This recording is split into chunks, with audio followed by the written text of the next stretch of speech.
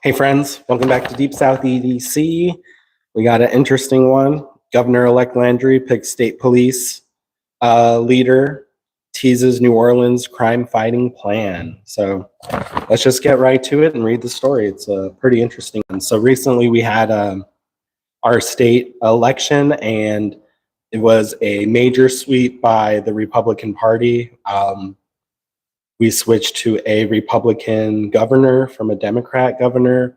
We switched to actually the lieutenant governor stayed the same, and he was a Republican. And then the Secretary of State and the Treasurer also are now Republicans. Hey, little Klondike Outdoors, what's going on, my friend? Glad to have you back as always. So, major political shift here in Louisiana that's going to start, here, next month. So I'm pretty excited. So I have been covering the state of New Orleans for a while, and it's pretty rough here.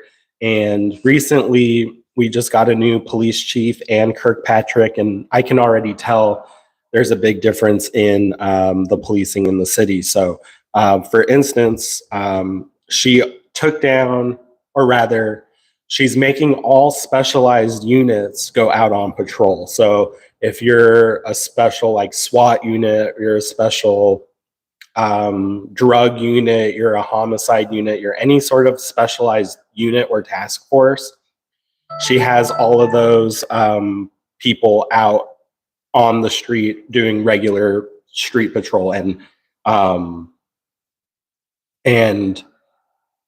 I can already tell the difference. I used to not see NOPD anywhere, and yesterday I was driving Uber all day, and I saw them all over the place. So that's a big difference. Little Klondike Outdoors just said that Landry said that he would sign constitutional carry, and he did say that. He did say he would. So this bill, the constitutional carry bill, has already gone through with the last governor. He vetoed it. And then it went to a veto override session where we had some Republicans change their vote during the override session. So I think now if it goes through again, it'll get passed, which, that'll be awesome because, having a permit is really just a tax on your right. And that's not cool. Sorry, somebody tried to call me, left me a voicemail. Anyway, so yeah, hopefully we get that bill right away.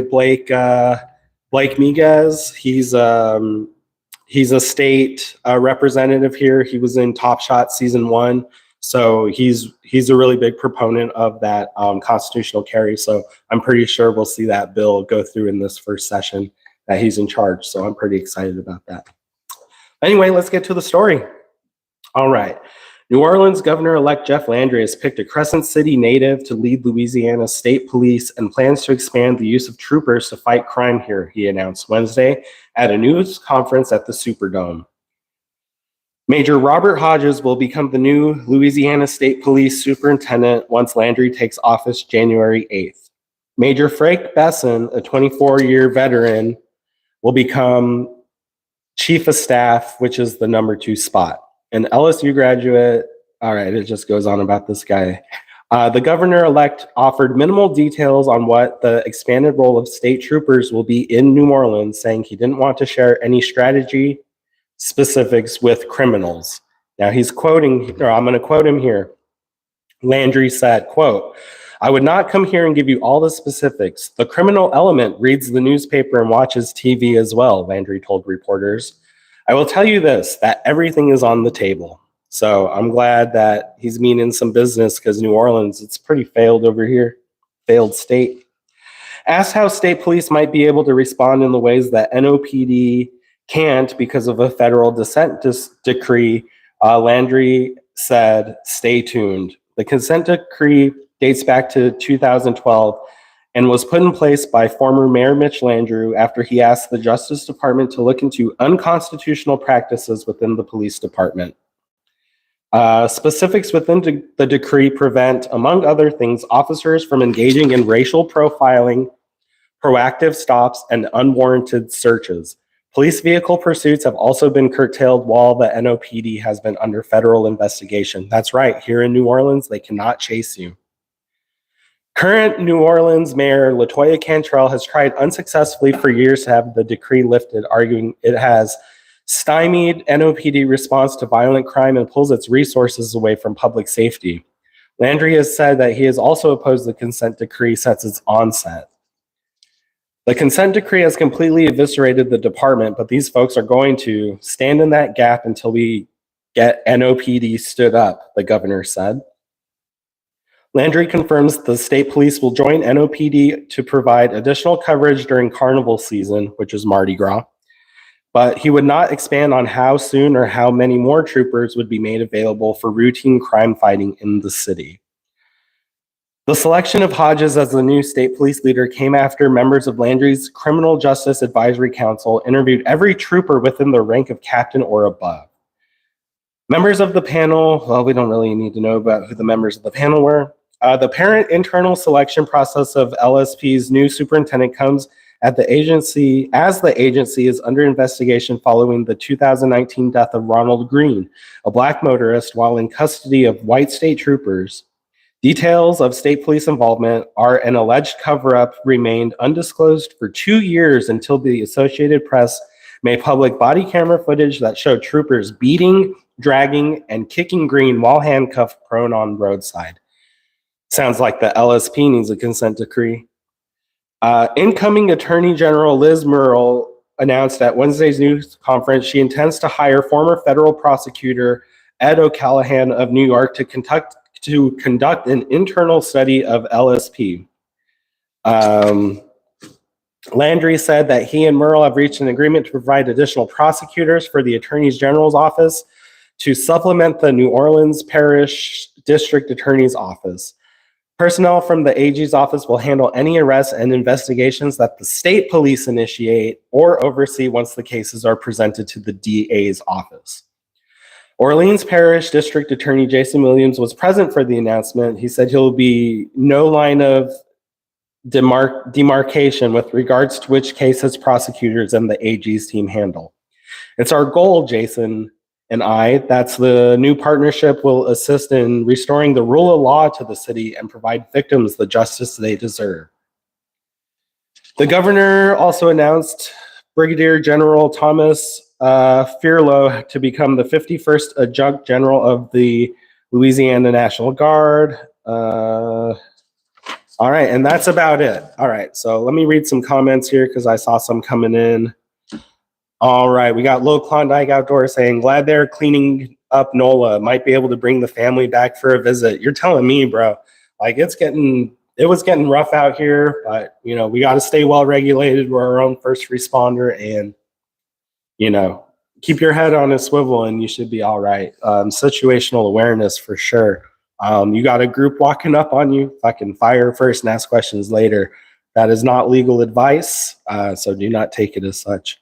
So I was going to actually cover another story, but I read this one. So in the other one, it was about NOPD police. So Mr.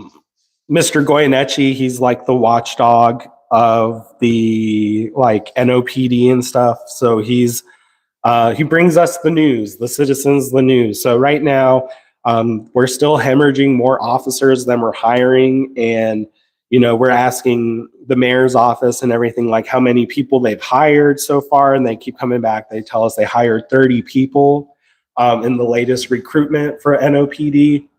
And that's true. They did hire 30 people, but only 15 of them are actually finishing the academy and actually becoming police. So they're giving not necessarily false information, but the wrong numbers. I think so. The questions just need to be presented differently for the public to get the real facts. Lil Klondike Outdoor said Landry will push out Cantrell. I hope so. So we tried to do a recall here for her in New Orleans, and I tried my damnedest. I was getting on live streams all the time. I was putting the word out. I mean, you know, I'm a small channel, so I can only do what I can. But, you know, I really, tried to help push that recall. And then at City Hall, there was a lot of funny business going on with the recall petitions, the security of them, and things like that. They were discounting full pages of petition for one like messed up signature. I think I saw somebody wrote Mickey Mouse like to be a dick or whatever, and they discounted the whole sheet of petition for one signature. So there's a ton of funny business there. I mean, the elite here in New Orleans, it's crazy. And everybody, let me start off by saying I'm not a Democrat or a Republican. My voter registration says no party. I just vote for, the best policy, or try to. And for me, my vote is for me. My vote is not for other people. And, I was kind of excited because everybody that I voted for in this election, for the most part, most everybody I voted for ended up winning. And, I was kind of excited, and, I was like, all right, we're going to see some change. And everybody was all upset. Oh, you voted Republican, blah, blah, blah. I'm like, yeah, you guys want change too, don't you? We all want change in the city. We all want change in the state. So why are we going to vote for the same thing if we want something to change? You know what I mean? Anyway, it's just crazy. The Democrats did have a pretty strong hold in this city and in Baton Rouge. I think that's kind of changing now that we got some change up in the state leadership. I'm pretty excited about that. I'm pretty excited about, the constitutional carry bills. I'm, real excited. Pretty much just about,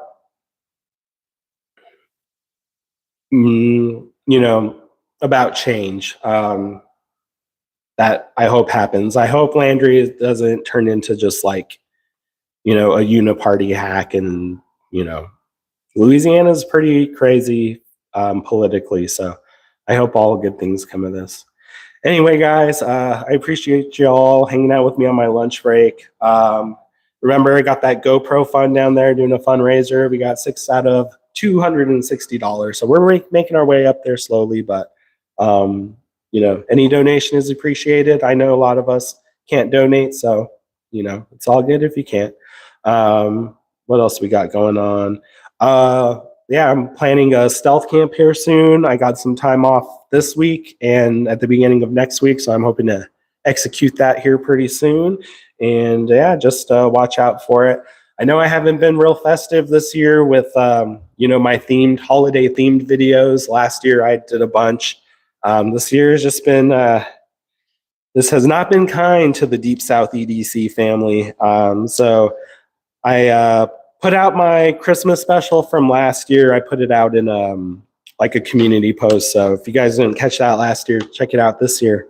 And it was fun to make. Anyway, guys, I'll get on here again soon. Try to get more live streams going like I used to. I was trying to see if I had anything cool to show you I was carrying.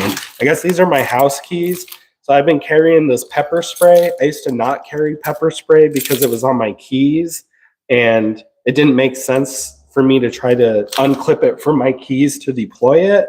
But a company had me review these things for them. They're pretty nice. It's like made out of like real cable, like real steel cable. So I keep my keys on these now. So if I ever did need to use my pepper spray, I got it on the line and I don't need to worry about trying to fumble with anything. So that's what I got going. I got one of these what are they called? P38s can opener. What else I got? Got a tiny ferro rod in case we gotta start some fires, and then just a little pry tool. Used to have a cool knife sharpener on it, but it's old as F. Anyway, y'all, just wanted to show you a little bit of what I'm carrying today. Anyway, I love you all. I appreciate all of you. And remember, it's a crazy world out there, so please stay well regulated. We'll catch you on the next one. Peace.